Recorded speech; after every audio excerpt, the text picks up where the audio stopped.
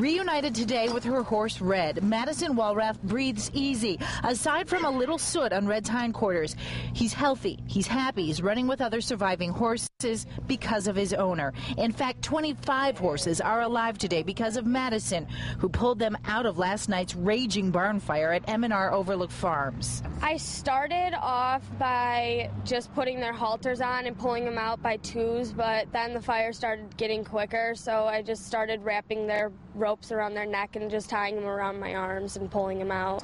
There's stalls on each side of the pathway, and they're both in flames, and I just ran through them and got them.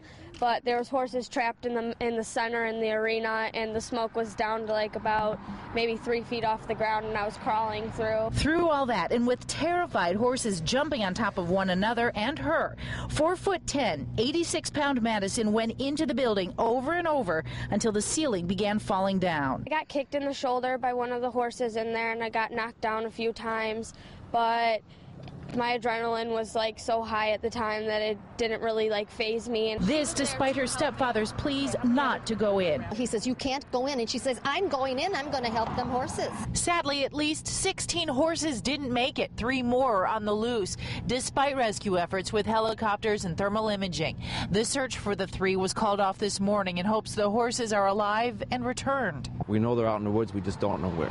And Mighty Maddie, as her grandmother calls her, wishes she could have done a little more. And I just feel bad that they were some of the horses I couldn't get.